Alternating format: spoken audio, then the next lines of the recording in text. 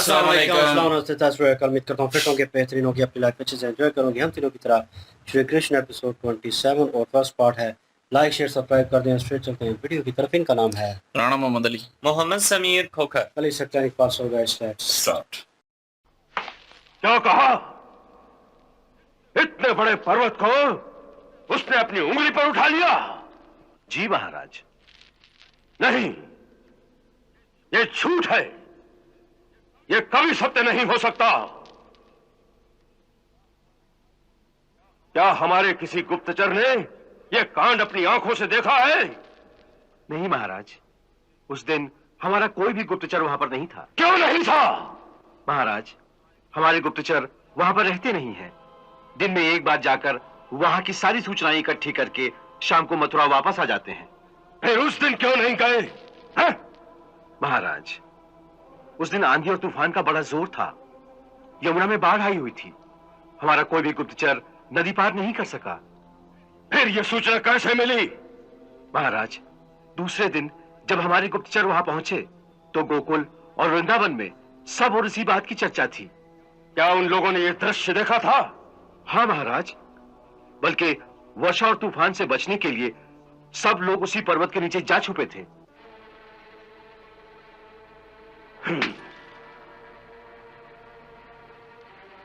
रणूर, हमने कई बार देवताओं को हराया है। विजय करते हुए स्वर्ग से लेकर पाताल तक घूमे हैं।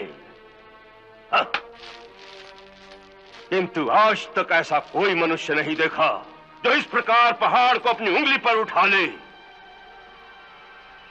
केवल कथाओं में सुना है कि त्रेता में कोई एक हनुमान था जो पहाड़ को अपने हाथ पर उठा लाया था, परंतु वो भी मनुष्य नहीं, एक वानर था।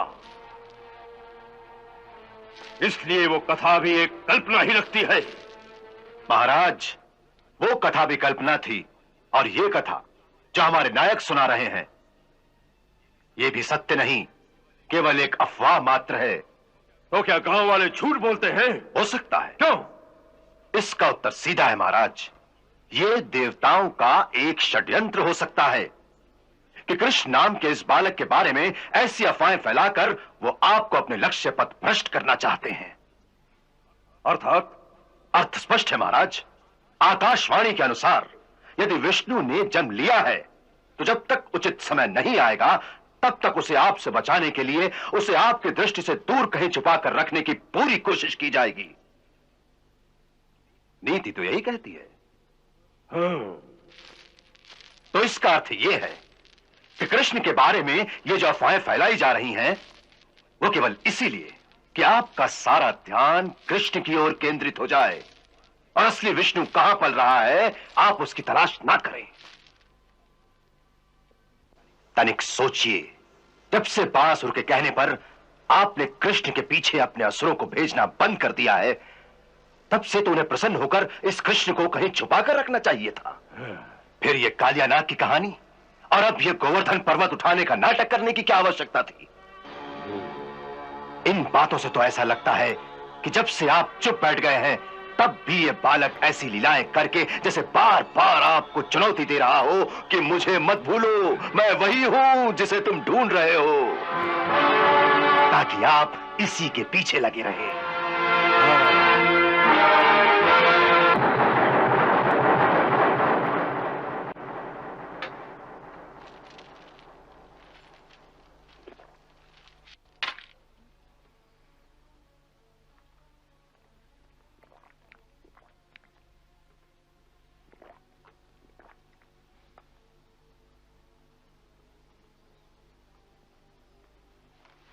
हम चारूण की बात से सहमत हैं। यह विष्णु की एक चाल है।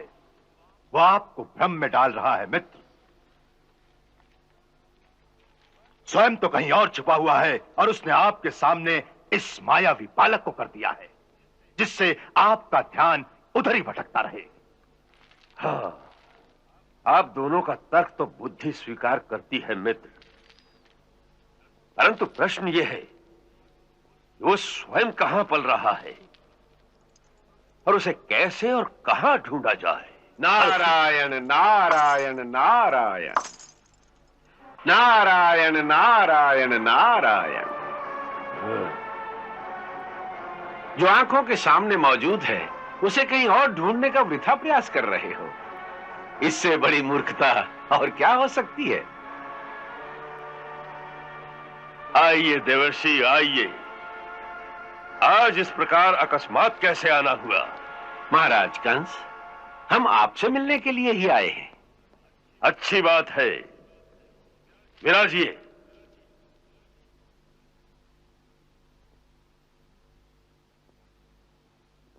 नहीं राजन, ये तो राज सिंहासन है, हम साधुओं के काम का नहीं। तो आपके लिए मृगछाल मंगवाए नारद मुनि? उसका कष्ट न करें महाराज वाणासुर। हम जो कहने आए हैं केवल उसे ही ध्यान से सुने। कहिए कहिए, हम ध्यान से सुन रहे हैं। हमें केवल इतना ही कहना है कि आप लोग अपने आप को वृथा ही भ्रम में डाल रहे हैं। वास्तव में जिसकी आपको खोज है वो दूसरा कोई नहीं, कृष्ण नाम का बालक है जो गोकुल में पल रहा है। ये वही है जिसके लिए अष्टभुजा देवी ने आपको इशारा किया कि तुम्हें मारने वाला कहीं और जन्म ले चुका है।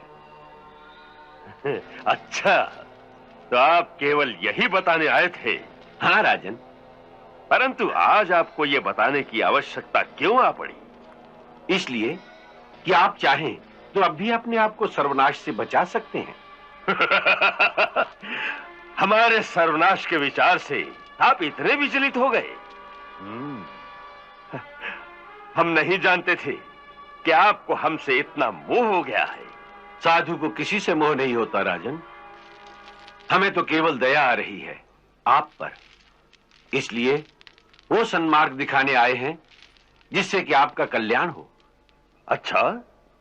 हाँ राजन, हम तो आपकी आंख पर पड़ा हुआ वो अज्ञान का पर्दा उठाने आए हैं जिसके कारण आपको सामने खड़े हुए प्रत्यक्ष भगवान भी नहीं दिखाई दे रहे हैं। महाराज कंस, तनिक सोचिए कि जो चमत्कार उस बालक ने किए हैं क्या कोई साधारण मानव कर सकता है? क्या कोई कालिये नाग के फन पर नृत्य कर सकता है?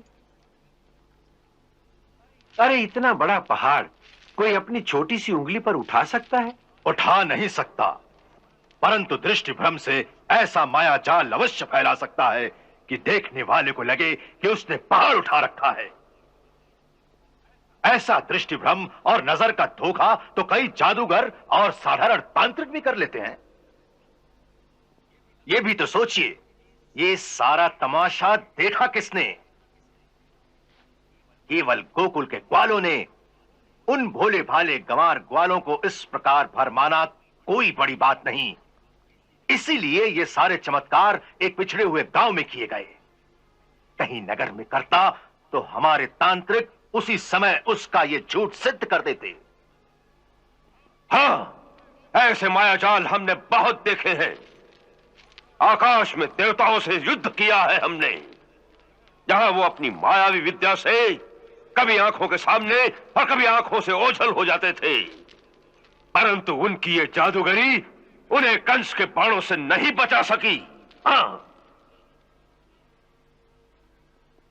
अच्छा, थोड़ी देर के लिए अगर हम ये बात मान भी लें कि उस बालक के पास ऐसी कोई मायावी विद्या है, तो फिर उसके लिए क्या कहने आए हैं आप? मैं तो केवल इतना ही कहने आया हूं कि उस बालक को पहचानो, वही सच्चिदानंद भगवान है। उस पर विश्वास करके अपने अज्ञान और अहंकार को छोड़कर उसकी शरण में जाओ। तो फिर क्या होगा? है? आपका कल्याण होगा। अच्छा?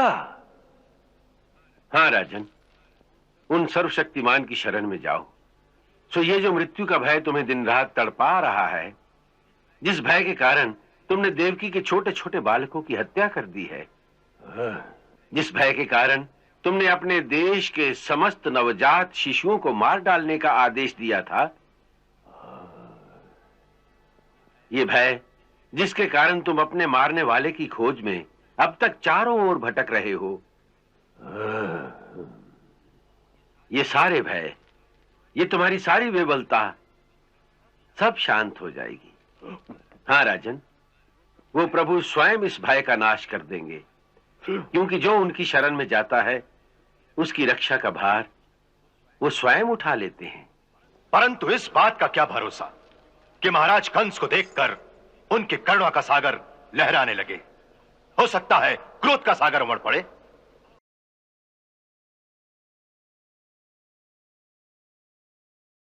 जी, महाराज कंस जो है उसको एक नए वहम में डाल दिया है। चाणूर जो उसके पास रहता है, मेरे ख्याल में उसका खास मंत्री है, और उसी से वो मशवरे लेता है, और उसे यकीन नहीं आ रहा श्री कृष्ण जी की जो लीलाएं उसने सुनी हैं अपने गुप्तचर के द्वारा से, तो वो समझ रहे कि ये सिर्फ और सिर्फ एक महज कहानियां हैं, इसके अलावा इसकी कोई हकीकत नहीं है।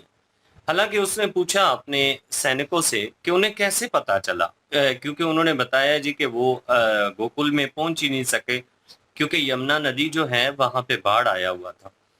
तो उसके बाद उसने पूछा उनसे कि अगर आप पहुंचे नहीं है तो आपको कैसे पता चला। तो गुप्तचर दूसरे दिन गए, वहां पे जाहिर सी बात है इतनी बड़ी लीला जो रची गई है तो पूरे गोकुल के लोगों की जानें बची हैं, तो सारे गांव में श्री कृष्ण जी के नाम की प्रशंसा हो रही थी, उनकी इस लीला की चर्चा हो रही थी।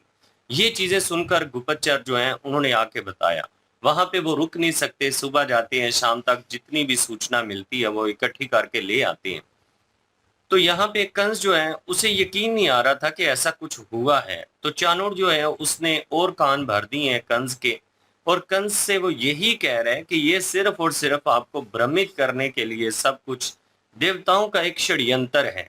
हो सकता है कि ये कृष्ण नाम का जो बालक है ये वो ना हो जो आप समझ रहे हैं, वो कोई और हो, वो जो है वो किसी और जगह पे हो, तो आपको जो है वो इस चीज से भ्रम किया जा रहा है, आपसे बचाने के लिए ये सारा कुछ किया जा रहा है। अब ये सारी चीजें जितनी भी गुफ्तगू हुई है देवऋषि नारद ने सुनी है, वो जानते हैं कि अगर कंस को इन चीजों का नहीं समझाया गया तो ये किसी और जो है वो निर्दोष के पीछे ना पड़ जाए। तो इसलिए कंस को वो आके समझा तो रही है, और वैसे समझाने का एक तो कारण ये है कि या तो कंस सीधे रास्ते पे आ जाए, नहीं तो कंस अपने विनाश की तरफ खुद ही बढ़ जाए, और जो अत्याचार है वो कंस के हाथों नहीं होने देना चाहते।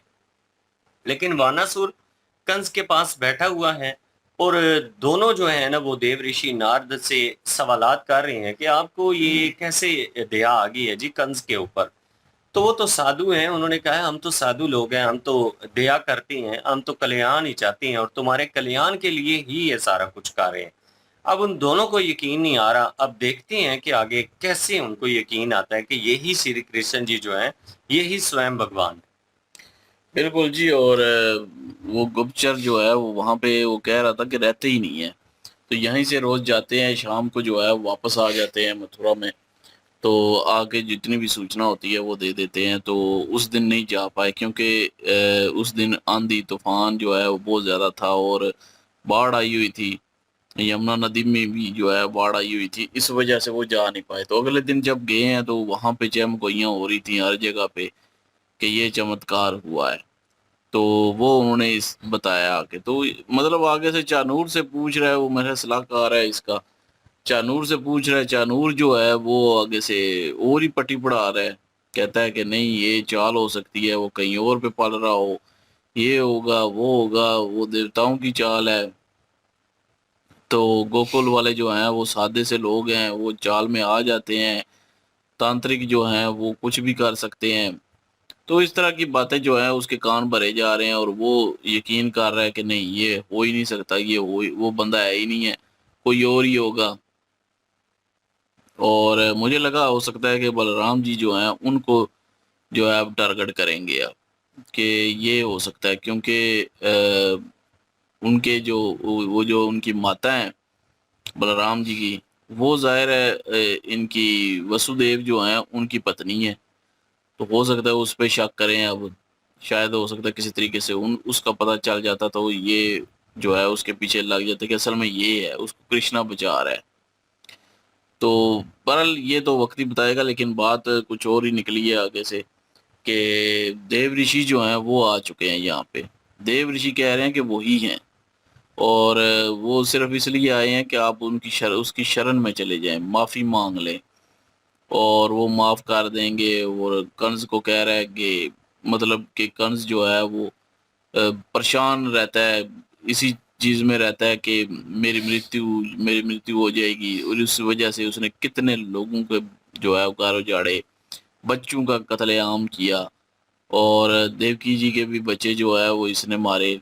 तो कह रहा है कि तुम्हें सुकून इस तरह नहीं आएगा, तुम्हारा बे जो है वो तुम्हें चैन नहीं लेने देगा, तो इसलिए उनकी शरण में आ जाओ और माफ़ी मांग लो, तो ये बे जो है वो ख़त्म हो जाएगा और सारा कुछ तुम्हारा ठीक हो जाएगा।